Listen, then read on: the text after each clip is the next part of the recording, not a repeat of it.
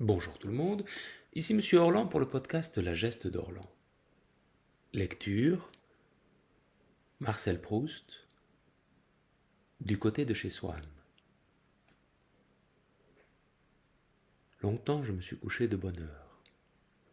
Parfois, à peine ma bougie éteinte, mes yeux se fermaient si vite que je n'avais pas le temps de me dire « je m'endors ».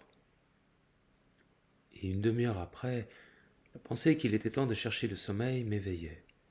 Je voulais poser le volume que je croyais avoir encore dans les mains et souffler ma lumière. Je n'avais pas cessé en dormant de faire des réflexions sur ce que je venais de lire, mais ces réflexions avaient pris un tour un peu particulier. Il me semblait que j'étais moi-même ce dont parlait l'ouvrage. Une église, un quatuor, la rivalité de François Ier et de Charles Quint. Cette croyance survivait pendant quelques secondes à mon réveil. Elle ne choquait pas ma raison, mais pesait comme des écailles sur mes yeux et les empêchait de se rendre compte que le bougeoir n'était plus allumé. Puis elle commençait à me devenir inintelligible, comme après la métempsychose les pensées d'une existence antérieure. Le sujet du livre se détachait de moi. J'étais libre de m'y appliquer ou non. Aussitôt je recouvrais la vue, et j'étais bien étonné de trouver autour de moi une obscurité douce et reposante pour mes yeux, mais peut-être plus encore pour mon esprit, à qui elle apparaissait comme une chose sans cause, incompréhensible, comme une chose vraiment obscure. Je me demandais quelle heure il pouvait être. J'entendais le sifflement des trains qui, plus ou moins éloignés, comme le chant d'un oiseau dans une forêt, relevant les distances, me décrivait l'étendue de la campagne déserte où le voyageur se hâte vers la station prochaine. Et le petit chemin qu'il suit va être gravé dans son souvenir par l'excitation qu'il doit à des lieux nouveaux, à des actes inaccoutumés, à la causerie récente et aux adieux sous la lampe étrangère qui le suivent encore dans le silence de la nuit, à la douceur prochaine du retour. J'appuyais tendrement mes joues contre les belles joues de l'oreiller qui, pleines et fraîches, sont comme les joues de notre enfance. Je frottais une allumette pour regarder ma montre. Bientôt minuit. C'est l'instant où le malade, qui a été obligé de partir en voyage et a dû coucher dans un hôtel inconnu, réveillé par une crise, se réjouit en apercevant sous la porte une raie de jour. Quel bonheur, c'est déjà le matin. Dans un moment, les domestiques seront levés, il pourra sonner, on viendra lui porter secours. L'espérance d'être soulagé lui donne du courage pour souffrir. Justement, il a cru entendre des pas. Les pas se rapprochent, puis s'éloignent. Et l'arrêt du jour qui était sous sa porte a disparu. C'est minuit. On vient d'éteindre le gaz. Le dernier domestique est parti et il faudra rester toute la nuit à souffrir sans remède. Je me rendormais, et parfois je n'avais plus que de courts réveils d'un instant, le temps d'entendre les craquements organiques des boiseries, d'ouvrir les yeux pour fixer le kaléidoscope de l'obscurité, de goûter grâce à une lueur momentanée de conscience le sommeil où étaient plongés les meubles, la chambre, le tout dont je n'étais qu'une petite partie, et à l'insensibilité duquel je retournais vite m'unir.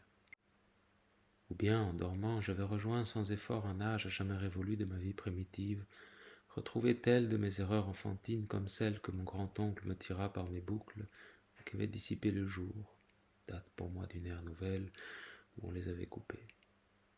J'avais oublié cet événement pendant mon sommeil. J'en retrouvais le souvenir aussitôt que j'avais réussi à m'éveiller pour échapper aux mains de mon grand-oncle. Par mesure de précaution, j'entourais complètement ma tête de mon oreiller avant de retourner dans le monde des rêves.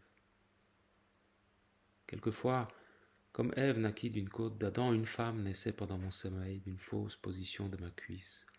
Formé du plaisir que j'étais sur le point de goûter, je m'imaginais que c'était elle qui me l'offrait. Mon corps qui sentait dans le sien ma propre chaleur voulait s'y rejoindre. Je m'éveillais. Le reste des humains m'apparaissait comme bien lointain auprès de cette femme que j'avais quittée il y a quelques moments à peine.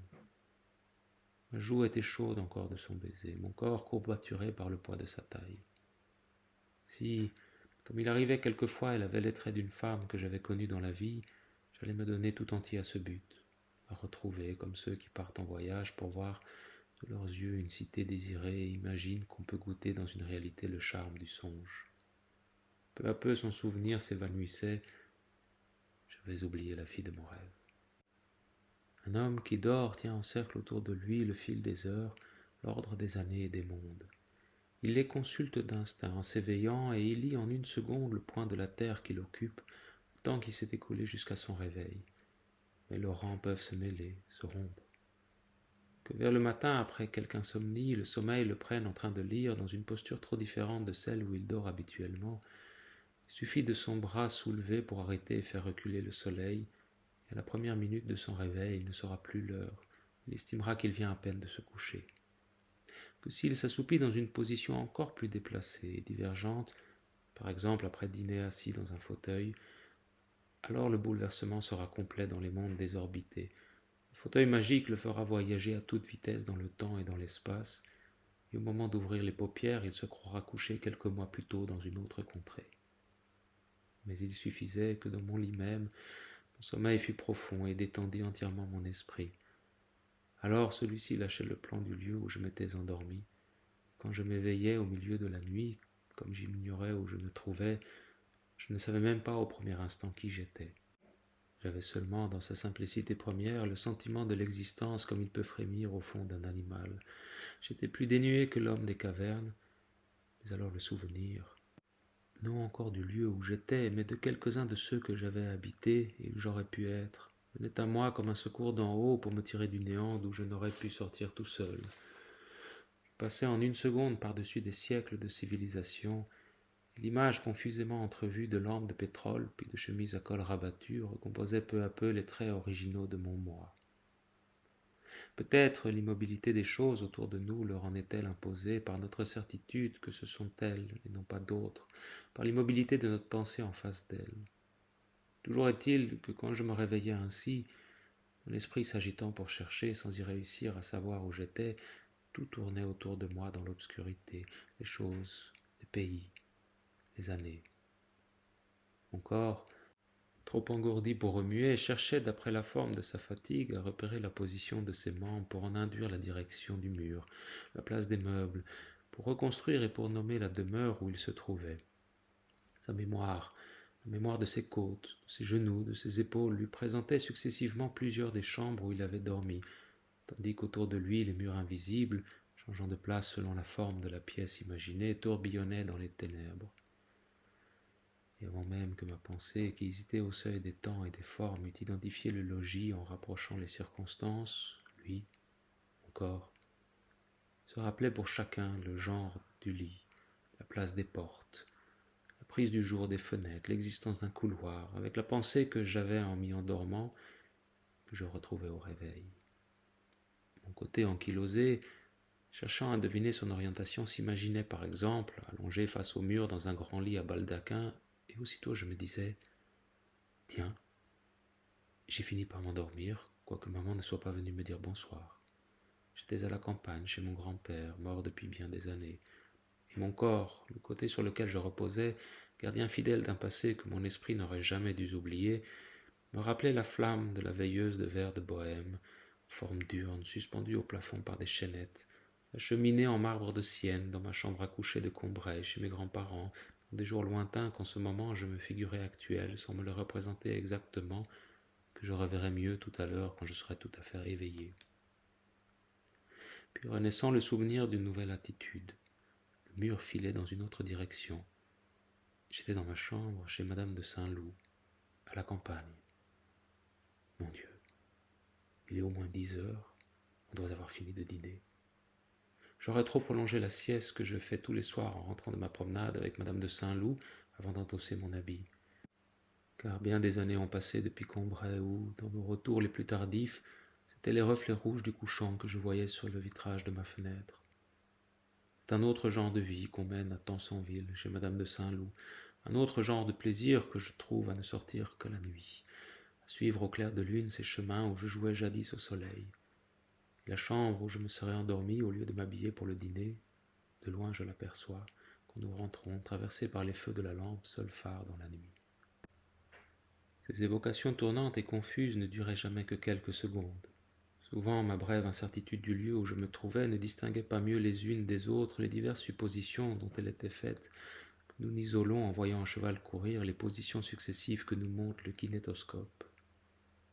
Mais j'avais revu tantôt l'une, tantôt l'autre des chambres que j'avais habitées dans ma vie. Je finissais par me les rappeler, toutes dans les longues rêveries qui suivaient mon réveil. Chambres d'hiver où, quand on est couché, On se blottit la tête dans un nid qu'on se tresse avec les choses les plus disparates. Le coin de l'oreiller, le haut des couvertures, un bout de châle, le bord du lit et un numéro des débats roses.